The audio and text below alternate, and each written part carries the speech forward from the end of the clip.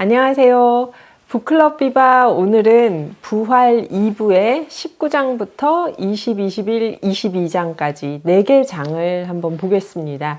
지금 네흘류도프는 빼제르부르크에 와서 유력자들을 만나서 카츄샤를 어떻게 무죄로 좀 돌려줄 수 없는지 또 그 카츄샤와 함께 교도소에 있는 여러 사람들의 민원을 해결을 하려고 지금 동분서주하고 있죠.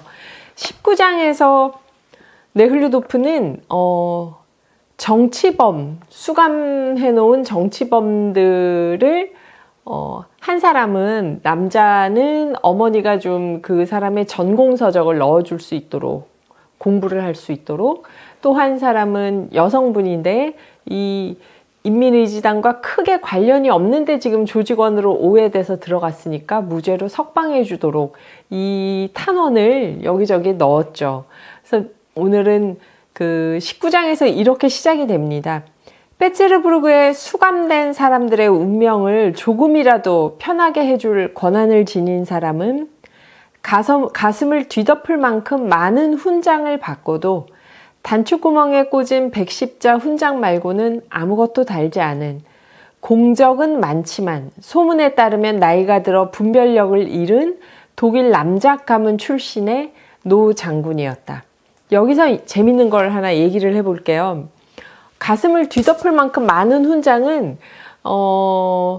사회주의 국가에서 보면 말하자면 무슨 전쟁에서 크게 공을 세운 사람들, 혁명에서 크게 공을 세운 사람들이 이렇게 훈장을 쫙 달고 있잖아요. 옛날 소련 군인들도 그렇고 북한에서도 그러고 중국도, 베트남도 그러고 보면 그런 훈장을 막 달고 있는 사람들이 많아요. 근데 그게 사회주의권에서만 그렇게 한 게 아니라 그 전에 제국에서도 이미 이런 일들이 있었던 거예요. 러시아 제국에서 가슴을 뒤덮을 만큼 많은 훈장을 받았는데 110자 훈장 딱 하나만 달고 있는 거예요. 제일 높은 훈장. 그런데 이분을 뭐라고 했냐면 독일 남작 가문 출신의 노 장군이라고 했어요. 러시아잖아요. 근데 독일 남작 가문은 무슨 얘기일까요? 근데 요 앞에도 또 어떤 얘기가 있었냐면 보로비오프 남작을 찾아가는데 남작이라고 해서 독일 성일 줄 알았는데 보로비오프 러시아 성이어가지고 좀 재밌네? 헷갈렸네? 막 이런 얘기가 나오거든요. 근데 보로비오프는 어떻게 남작이 됐냐면 할아버지가 황제의 시종이었어요. 귀족 가문은 아니었던 거죠. 황제의 시종이었는데 황제의 짜르의 특별한 애정을 받고 이제 바벨 황제가 할아버지에게 아마도 궁정의 시종이었을걸요. 무언가에 대한 포상으로 자기를 내렸습니다.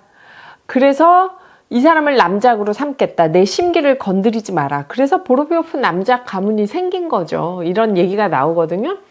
근데 제일 위에 공작이 있죠. 그 다음이 백작. 그 다음이 남작이잖아요. 순서가. 그래서 이 남작은 보면 그 나라 민족이 아닌 사람들도 가끔 남작 자귀를 받아요. 그리고 전통적인 귀족 가문이 아니었는데 남작이 되기도 해요. 그래서 동화책에 보면 허풍선이 남작 이런 동화가 있는데 예를 들어 허풍선이 공작, 허풍선이 백작 이런 얘기는 없거든요. 그러니까 공작이나 백작은 혈통이 중요해요. 우리나라에서 솔직히 구한말에서 일제강점기로 갔을 때 그렇게 왕실이나 황실과 가까웠던 조정의 관료들이 일본 왕실로 편입이 되고 또 뭐 일본에서 자작, 남작, 자귀를 받잖아요. 근데 그때도 받을 때 보면 자작이나 남작이지 공작, 백작은 저는 없었던 걸로 알고, 백작이 한 명 있었나? 잘 없었어요. 그러니까 일본 왕실에서 식민지 조선을 편입하면서 우리한테 충성하는 친일파, 조정의 관료들에게, 대표적인 친일파들에게 자귀를 줄 때도 남작이나 자작을 줬다고요. 남작이라는 직분이 그렇게 귀족의 계급도에서 신분에서 아주 높은 신분이 아니었기 때문에, 그래도 귀족이죠. 그 자기도 없는 사람들이 허다한데, 남작이라는 자기가 지금 이 톨스토이는 백작 가문이었잖아요. 부활에서 보면은 이 독일 남작들 얘기가 심심찮게 나옵니다. 이 노 장군을 뭐라고 묘사하냐면요. 카프카즈에서 복무한 적이 있는데 카프카즈에서 이 백십자 훈장을 받은 거예요. 머리를 짧게 깎고 군복을 입고 라이플 총과 총검으로 무장한 러시아 농민들을 통솔해서 어떻게 했어요? 자신의 자유를 지키고 집과 가족을 보호하려는 사람들을 1000명 넘게 죽인 공로로 이 백십자 훈장을 받았다. 와, 제가 누누이 얘기하지만 이런 대목을 읽으면 왕실이나 귀족들이나 이 훈장을 받은 장군들은 톨스토이를 뭐라고 생각했을까요? 노망난 노 작가라고 생각했을지도 몰라요. 이렇게 너무 거침없이 얘기하니까.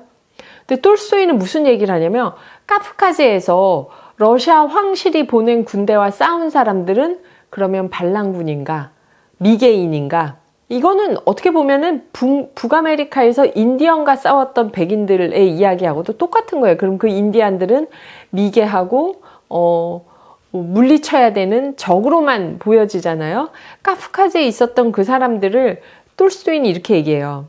자신들의 자유를 지키고 집과 가족을 보호하려고 했던 사람들, 그 사람들을 1000명 넘게 짜르의 군대가 죽이고 훈장을 준 거 아니냐, 이 얘기를 하는 거예요. 더군다나 가서 직접 전투를 했던 사람들은 농민들에게 군복을 입혀서 가서 사람을 죽이게 한 거다, 이 얘기를 하고 있죠. 그리고 그 다음에 또 예민한 얘기가 나옵니다. 그 후에는 폴란드에서 복무했다. 폴란드에서도 러시아 농민들을 시켜 온갖 많은 범죄를 저지르게 하고 그 범죄에 대해서 훈장이며 새로운 장식을 받았다. 와, 러시아 제국이 서쪽으로 영토를 넓힐 때 그 라트비아, 리투아니아, 거기죠, 에스토니아, 이 발트 3국 쪽으로 갈 때 거기가 무슨 국경을 딱 이렇게 정해놓고 여기 리투아니아 사람들이 살고 국경 밖에는 리투아니아 민족이 없고 이랬던 게 아니에요. 이게 이제 섞여 있었어요. 애매하게 영토가. 이 우크라이나의 얘기도 이제 거기서 좀 다르게 해볼 수 있는데 국경선이 딱 그어지고 그게 막 수천 년 동안 변하지 않았던 게 아니라 폴란드였다가 리투아니아 사람들도 섞여 있고 거기에 유태계까지 있으면은 이제 이게 여러 민족이 살고 있는 거죠. 그 지역에서. 그걸 러시아 제국이 영토를 확장하면서 밀고 들어갔던 거죠. 그래서 그게 또 예전에는 폴란드였지만 그전에는 또 러시아였고, 이게 어렵단 말이에요, 얘기가. 리투아니아가 굉장히 큰 왕국일 때는 폴란드가 또 사람들이 리투아니아 밑에 또 있었고, 이게 뭐라고 확정하기가 어려운 지역인데, 하여튼 러시아 제국이 밀고 가던 이 당시에 19세기에는 폴란드 쪽으로 밀고 가서 폴란드 사람들이 살고 있는 곳, 리투아니아계, 폴란드계 요 사람들이 살고 있는 곳까지 영토를 확장했는데 거기서도 뭐라고 했냐면 많은 범죄를 저질렀다고 얘기가 나와요. 폴란드와의 전쟁에 대해서도 애국심에 호소하지 않고 범죄였다고 표현하는 건 요 앞에서도 나옵니다. 다른 분을 묘사할 때도. 그래서 이렇게 카프카즈로 폴란드, 리투아니아 쪽으로 제국의 영토를 넓히는 과정을 지금 이렇게 묘사하는 거죠. 범죄였다. 자유와 집과 가족을 보호하려고 했던 사람들을 1000명 넘게 죽이고 백십자 훈장을 받았던 거 아니냐. 이 대목에서 저는 노익장을 느낍니다. 톨스토이가. 톨스토이 자신이 짜르의 장교로 크림반도에서 전쟁을 할 때 참전을 했었죠. 본인이 참전했던 사람이기 때문에 더 자세하게 이렇게 자신 있게 얘기할 수 있었던 것 같아요.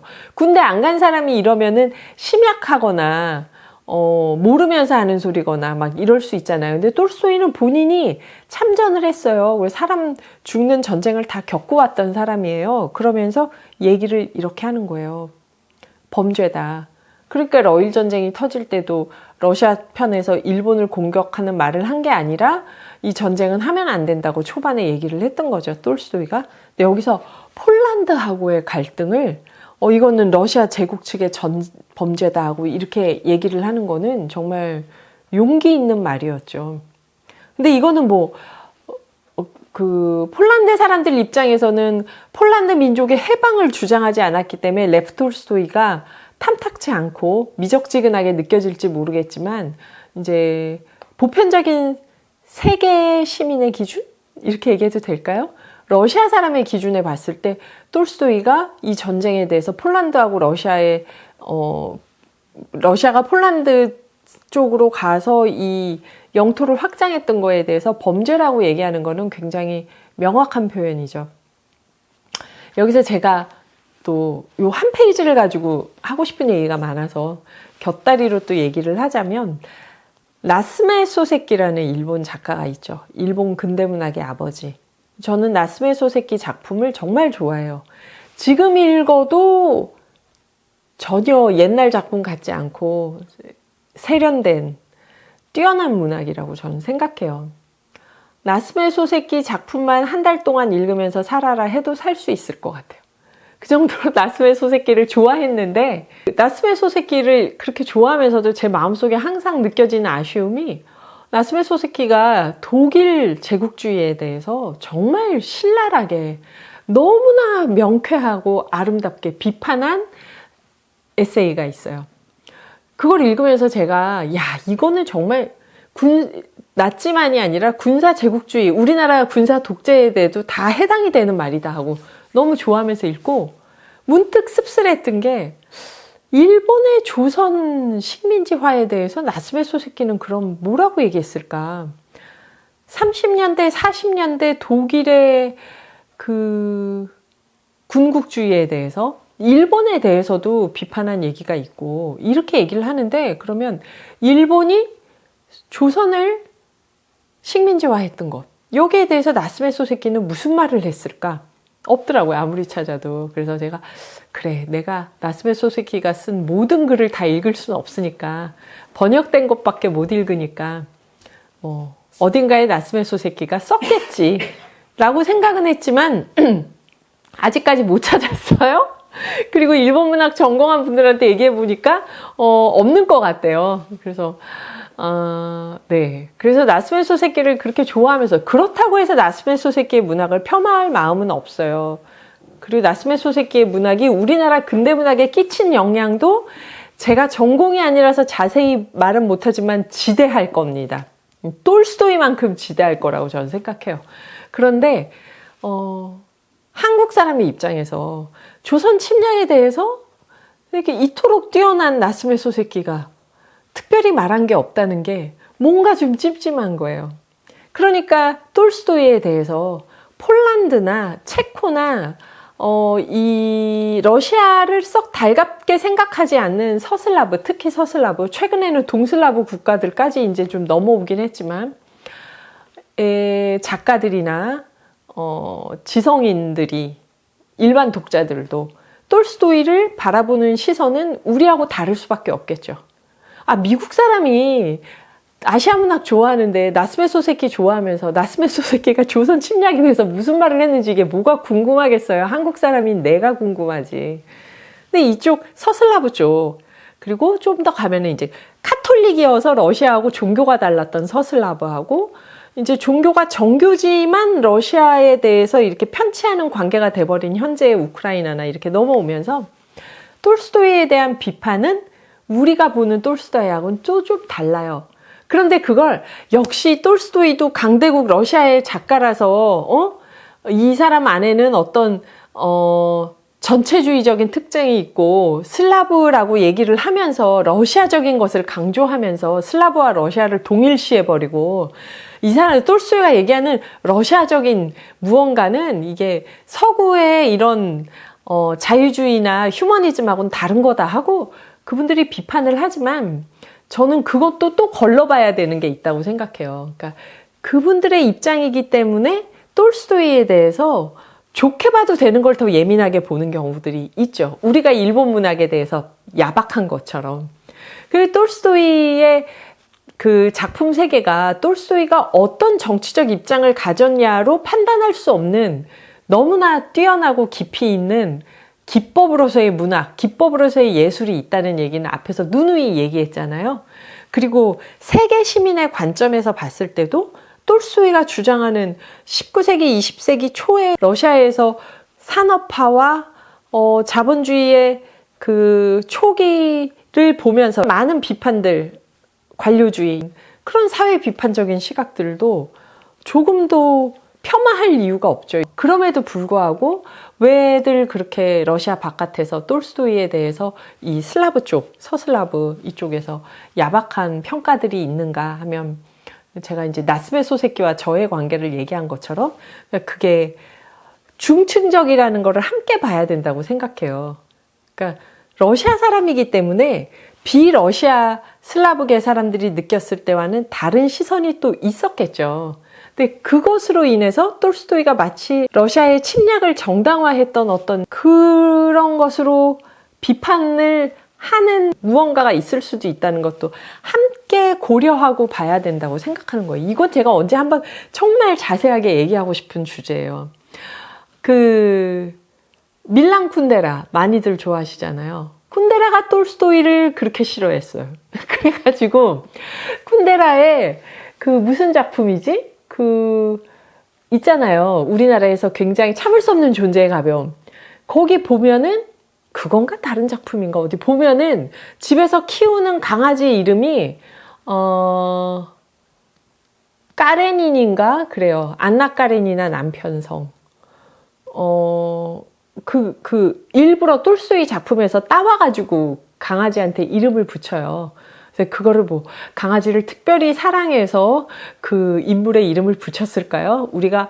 제가 만약 톨스토이를 너무 좋아하는데 우리 집에서 개를 키우면서 개를 톨스토이라고 붙이진 않겠죠. 그런 정말 쿤데라 작품을 읽으면은 이 사람이 러시아 문학이나 톨스토이에 대해서 얼마나 예민한가 하는 걸 느껴지는 이 대목들이 있어요. 근데 그거는 우리가 한국 사람으로서 두 나라의 역사나 관계나 문학 속에서 이런 부분들은 이렇게 엇갈리고 이런 부분들은 겹치는구나 하고 보면 되는 거지. 갑자기 또 막 우리가 쿤데라한테 감정이입을 해서 역시 러시아는 나쁜 놈들, 이건 저는 좀 아니라고 생각해요. 세계사가 늘 옆에 나라들하고 공격하고 안 좋잖아요. 이웃 나라들끼리 역사를 따져보면 다들.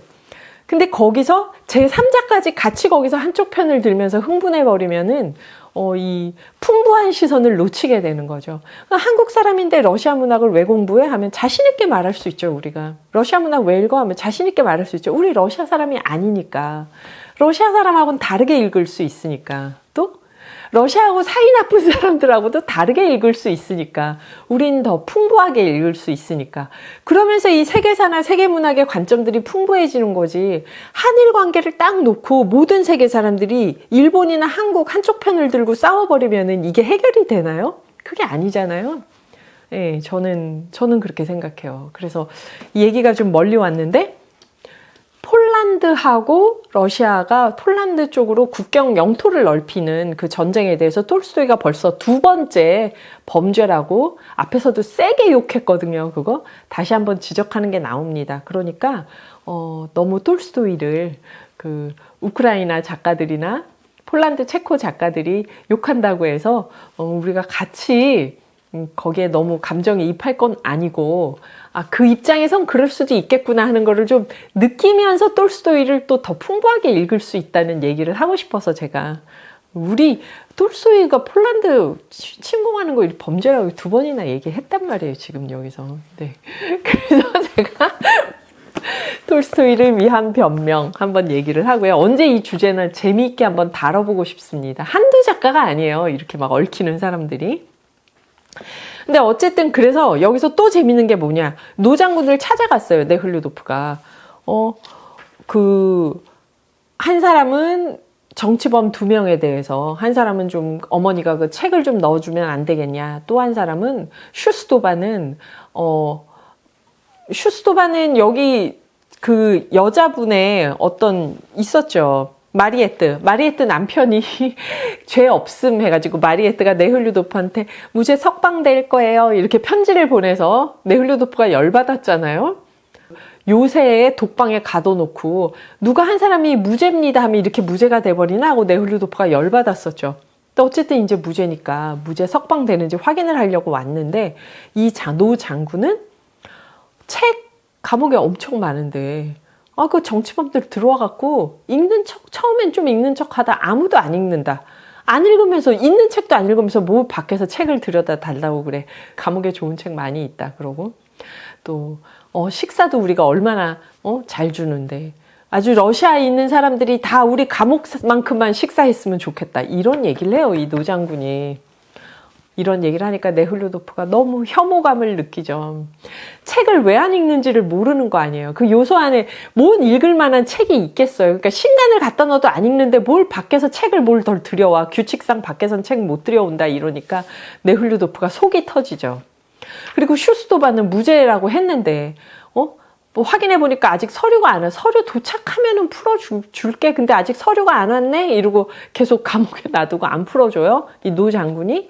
근데 네흐류도프를 만나기 전에 이 노 장군이 그 110자 훈장 달고 있는 사람. 이 사람이 뭘 했냐면 이 얘기가 또 재밌습니다.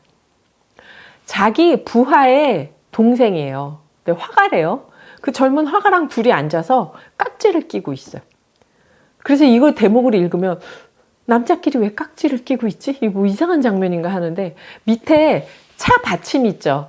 찻잔 있으면 밑에 차 받침 접시 있잖아요. 그거를 놓고 그 위에 깍지를 끼고 있어요. 종이 위에.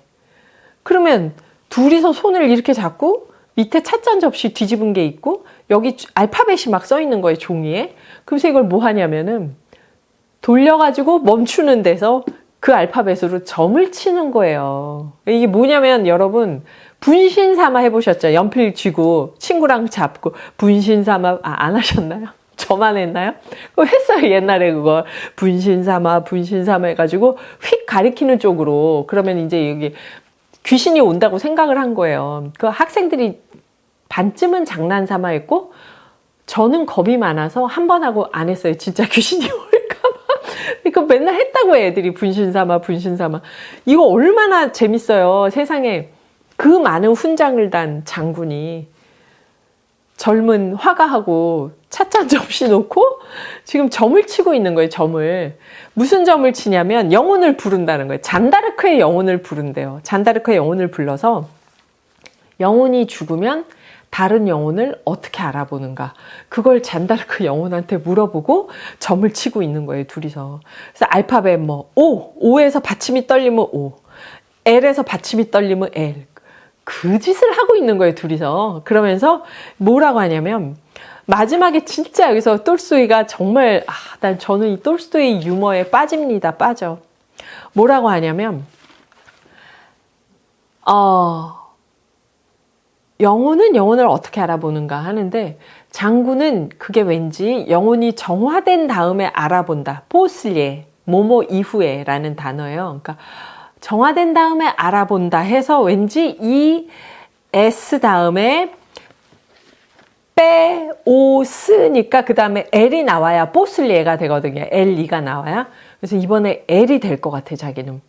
그런데 이 젊은 화가는 영혼은 빛을 통해서 서로 알아본다. 그러니까 포스비에뚜가 돼야 돼요. 그러니까 스 다음에 페가 나와야 돼요. 그러니까 포슬리에를 생각하는 장군은 L이 나와야 되고 파스비에뚜를 생각하는 이 화가는 그 다음에 페가 나와야 돼요. 서로.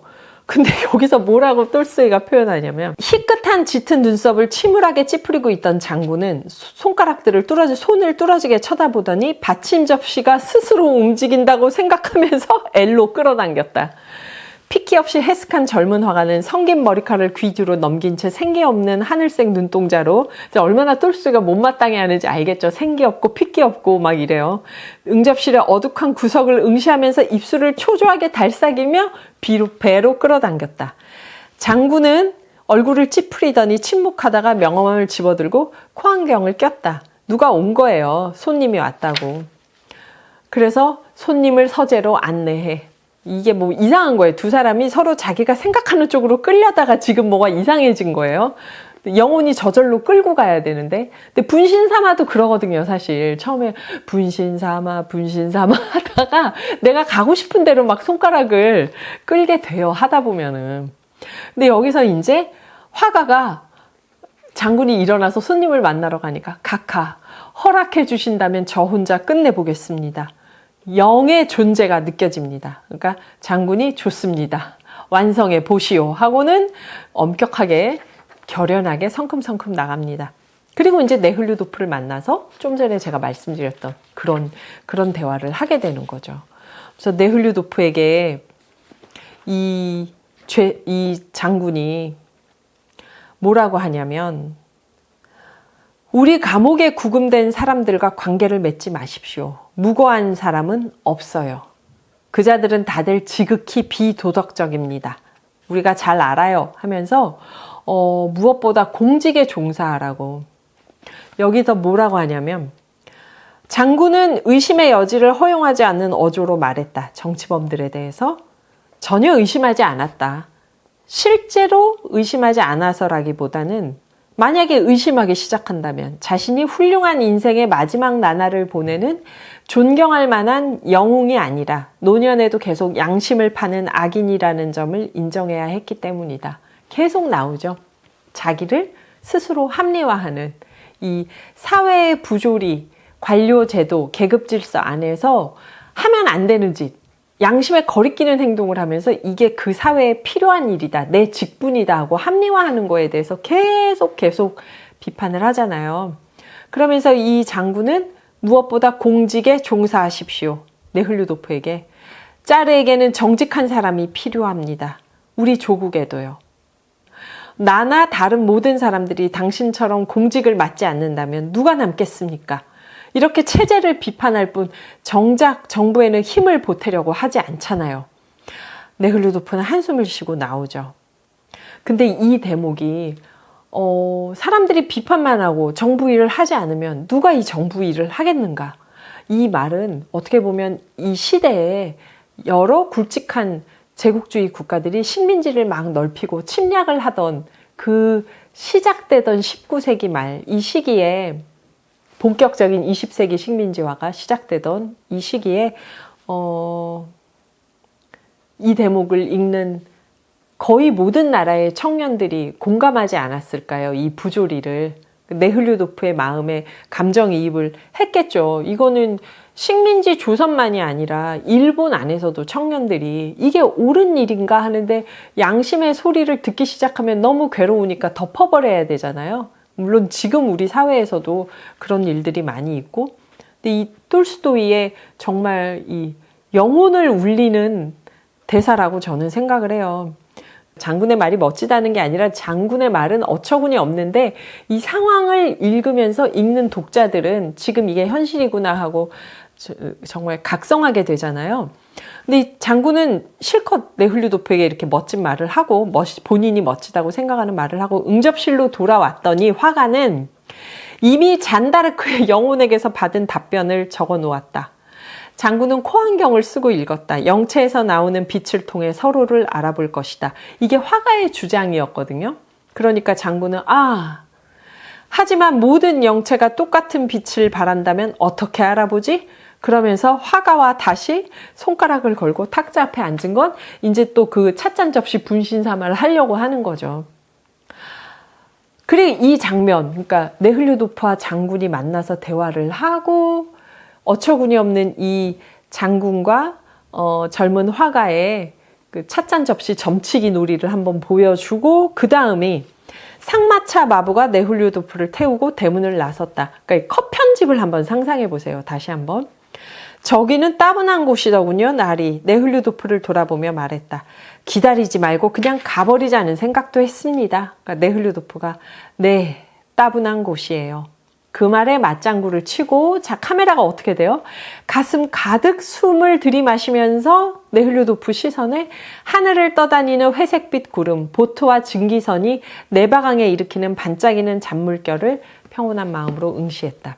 잔물결, 네바강, 요트, 증기선, 회색빛 구름이 쫙 펼쳐지면서 이 장이 마무리가 되는 거예요. 정말 이 뛰어난 영상 편집이죠.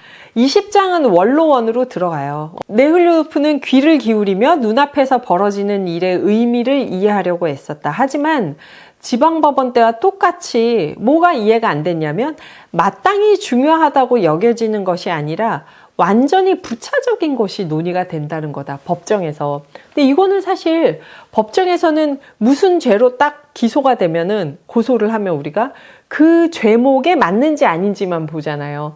그 기소되지 않은 나머지에 대해서 보는 게 아니잖아요. 근데 이건 딱 신문이 명예훼손을 했냐 안 했냐만 보는 재판이 된 거예요. 근데 여기서 정말 재밌습니다. 이 대목이. 심리 대상은 어느 주식회사 사장의 사기 행각을 폭로한 신문기사에 관한 것이었다. 그러면 어때요? 우리가 그냥 느낄 땐 주식회사 사장이 출자자들의 돈을 횡령한 게 사실인지 아닌지, 그 횡령을 막으려면 어떻게 해야 될지, 이게 논점이 돼야 될 것 같은데 그에 대한 논의는 전혀 없고, 신문 발행인에게 칼럼 기고가의 기사를 게재할 적법할 권리가 있는지 없는지, 그 기사를 게재하는 것이 무슨 죄에 해당하는지, 그게 명예훼손인지 중상인지, 어떤 식으로 명예훼손 안에 중상이 포함되는지, 아니면 중상 안에 명예훼손이 포함되는지, 이런 게 논의가 된다는 거예요. 보통 사람으로서는 이해하기 힘든 다양한 조항과 일반적인 부서의 결정에 대해서도 무언가 논의가 됐다. 이거를 우리는 알죠. 그렇죠? 사실 여기서 핵심은 일반인들이, 네흘류도프도 그렇고 우리가 느낄 때는 그럼 주식회사 사장이 출자자들 돈을 횡령한 게 사실인지 아닌지, 만약 사실이라고 횡령을 막으려면 어떻게 해야 되는지, 이게 논의가 돼야 될 것 같은데 그게 고소된 사건이 아닌 거예요. 그러니까 신문사가 이 주식회사 사장을 명예훼손했는지 아닌지, 이 사람이 횡령했냐 아니냐와 여부와는 상관없이 이 문제가 되는 거죠. 이거 정말 요즘 그쵸, 우리 명예훼손에 대해서 재판 많을 때 항상 우리가 헷갈리는 대목이잖아요. 그래서 무죄가 나왔다면 죄가 없다는 게 아니라 명예훼손이 아니었다는 거죠. 그러니까 이 무엇 때문에 재판이 있었는지를 봐야 되는 거죠, 항상. 그 얘기를 하고 있는 거예요. 그 네흘류도프는 네, 여기에 대해서 이제 볼프가 이것은 명예훼손이다 하고 주장을 하는데, 그 원로원의 검사 차장, 그러니까 부국장이라고 하는 셀레닌이 격렬하게 반대를 해요. 왜? 주식회사 사장이 금전 문제에 더러운 인간인 것을 알고 있고, 또 볼프가 주식회사 사장 사건 심리가 있기 며칠 전에 그 사람 집에서 열리는 호화로운 만찬에 다녀갔다는 사실을 알게 되었기 때문이다. 무슨 말인지 알겠죠? 그러니까 이 셀레닌이라는 검사 차장은 원로원 멤버 중에 한 명인 볼프가 이 명예훼손이라고 주장하는 거에 대해서 굉장히 그 노골적으로 불쾌함을 느끼면서 공격을 막 하는 거예요. 그래서 이게 막 언쟁이 심해지니까 원로원 회원들끼리, 원로원 의원들끼리 심리를 하겠다 하고 다른 방으로 들어가 버려요. 심의실로 들어가 버려요. 그 심의실에 들어가 버리니까 네흘류도프는 그러면 카츄샤는? 하는데, 카츄샤 사건 심의도 저렇게 들어가 버리면 저 안에서 그냥 다 심의하고 끝나버릴 때가 있다고 하니까 이거 큰일이네? 그러니까 여기서 집행관이 제가 가서 나름대로 보고를 하겠습니다. 그리고 이제 들어간 거예요. 원로원 의원들은 중상권에 대한 판결을 선언하고 나서는 협의실 밖으로 나오지 않은 채 차를 마시고 담배를 피면서 마슬로바 건도 나머지 안건도 다 처리할 참이었다. 그럴 작정이었는데 들어가서 이제 얘기를 하니까 다시 나와요. 배라는 사람이 여기서는 가장 합리적인 사람으로 나와요. 배가 이거는 이런 걸 명예훼손이라고 하면 언론의 자유를 침해한다라고 해석을 해요. 그러니까 또 다른 사람은 볼프가 마음에 안 들었고, 또 다른 사람은 절차적인 걸 중요시했기 때문에 1대3으로 명예훼손이 아니다로 결정이 나요. 신문사 쪽 편을 들게 되죠. 그런데 여기서 보면은 그 다음에 그러면 여기서 이제 21장에서 이렇게 각자의 원로원들이 어떻게 판단하는지를 한 명 한 명 개성을 드러내면서 묘사를 하는데, 배라는 사람에 대한 묘사가 재밌습니다. 뭐라고 얘기하냐면, 볼프가 막 헛소리 하는 동안 그 신문사 사장에게 뭔가를 받았다는 얘기는 안 하지만 만찬에 갔다는 얘기까지만 나왔잖아요. 이 신문사의 명예훼손이라는 얘기를 막 하는 동안 배는 종이에 꽃다발을 그리면서 슬픈 얼굴로 볼프의 말을 들었다. 왜? 배는 뼛속까지 자유주의자였다. 그는 60년대의 전통을 신성하게 간직했고, 만약 엄정한 공명정대함에서 물러서는 경우가 있다면 오로지 자유주의로 기울 때뿐이었다. 그래서 지금의 경우는 중상을 비난하는 주식회사 사업가가 나쁜 인간이라는 것은 그건 차치하고라도, 언론의 비방을 기소하는 것은 출판 자유에 제약을 가하는 것이기 때문에 동의할 수 없어서 상소를 기각한 거죠. 근데 여기 60년대의 전통을 신성하게 생각하는 뼛속까지 자유주의자란 말이 나오잖아요. 이게 뭐냐면 생각해 보세요. 1861년에 농노 해방이 됩니다. 64년에 이 배심원 제도를 도입하는 사법개혁을 해요. 모든 사람들이 평등하게 재판을 받을 권리를 가져요. 동일한 재판소에서. 그리고 이 1860년대가 그래서 이 개혁의 흐름으로 쭉 가야 되는데 66년에 어떻게 돼요? 알렉산드르 황제가 인민의지당 사람들한테 암살이 되죠. 총을 맞잖아요. 우리 안중근 의사 이토 히로부미 저격한 것처럼 그때 인민의지당이 황제를 저격해버렸단 말이에요. 그래가지고 이제 그다음부터 반동의 시대가 와버려요. 1870년대는 막 그 60년대의 자유주의적인 분위기가 확 꺾여요. 이제 황제를 총으로 쏴버리니까 야, 해도 너무하다. 자유주의자 쪽에 섰던 사람들이 확 돌아서는 거죠. 귀족 중에서. 그럼에도 불구하고 자유주의자의 전통을 갖고 휴머니즘, 또 평등사상, 입헌주의 이런 것, 신분철폐 이런 걸 주장했던 우리의 주장이 옳았다. 언론 출파, 집회 결사의 자유가 있고 종교의 자유가 있어야 된다는 그 모든 자유주의 사상에 대해서 동의하는 사람들이 갑자기 황제가 암살됐다고 해서 그 사람들이 죽어서 사라진 게 아니죠. 아주 보수 반동적인 분위기가 확 왔을 때 목소리를 예전처럼 키우지 못한 거지 자기 자리에 어딘가에 다 있는 거잖아요. 그렇게 지금까지 온 거예요. 배라는 사람은. 그래서 이 소설에서 배는 원로원에서 굉장히 합리적이고 실리적인 판단을 하는 사람으로 여기 네 사람 중에서 가장 제정신으로 그려요. 톨스토이가. 또 배만 이거는 엄격하게 배신 재판 절차가 잘못된 거다고 카투샤가 무죄라고 배는 주장을 하는데 이제 스코보르드니코프하고 니키친하고 그 아까 셀레닌이었죠? 그 원로원 검사 차장 이 사람들이 다 반대를 하니까 결국 2대3으로 카투샤는 다시 유죄가 돼요. 무죄 판결을 못 받아요. 상소가 기각이 돼버렸어요. 상소가. 근데 여기서 22장에서 네흘루도프가 끔찍합니다. 분명하게 이를 데 없는 사건에서 형식을 트집 잡고 기각하다니요. 끔찍합니다고 네흘루도프가 막 흥분하죠. 그러니까 변호사가 아유 그럼 황제한테 탄원하는 수밖에 없는데 내가 탄원서를 써드리겠다 얘기를 해요. 근데 여기서 셀레닌을 봐요. 셀레닌은 네흘루도프의 옛 친구였어요. 셀레닌이 그럼 그때 재판에서 바로 의견을 표명해서 재판 기록에 남겼어야지. 상고할 때 기록이 있어야 되는데 기록이 없으면 셀레닌 말도 틀린 말은 아닌 게 배심원들이 판정한 걸 원로원에서 자꾸 엎어버리면은 배심원 제도가 의미가 없어진다. 그러니까 배심원 거기서 잘못된 건 그 재판 일제 기록이 남았어요. 우리가 그 상고의 근거로 삼는데 서류상 근거가 될 만한 게 없었다. 이게 셀레닌의 얘기죠. 네흘루도프는 서류상 절차 이런 것만 따지면서 실제 무죄인 것도 유죄로 만들어버리는 이 재판이 정당한가에 대한 의문을 계속 제기를 하는 거죠. 그래서 여기서 셀레닌이 친했고 자신이 좋아하기도 한 셀레닌이 비록 적대적이지는 않다 해도 자기로서는 이해하기 힘든 낯설고 먼 존재가 된 것 같았다. 자, 여기까지입니다. 원로원에 가서 카투샤에 대한 상고는 기각됐어요. 원로원 의원들의 모습을 하나하나 묘사를 하면서 여기서 놀랍게도 1860년대 자유주의자의 그 마음을 가지고 지금까지 살고 있는 원로원 의원 한 명이 등장합니다.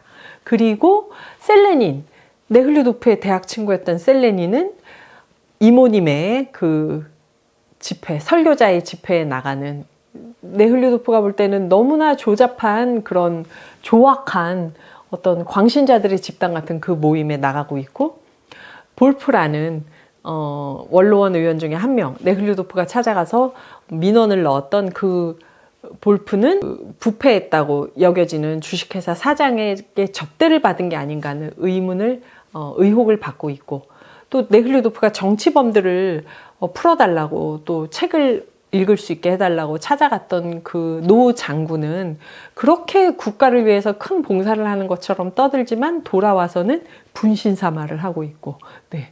그러니까 이 사람들이 공적으로 보여지는 모습 이면에서 무엇을 하고 있는가를 지금 여기서 계속 보여주고 있죠. 네, 오늘은 여기까지입니다. 그래서 이제 앞으로 네흘루도프는 어떻게 될까요? 카츄샤는 상고가 기각됐습니다. 대학 친구는 이모님 종교 집회를 다닙니다. 본인은 이제 어떻게 해야 될까요? 네, 그 이야기는 이따가 다음번에 이어서 마저 하도록 하겠습니다.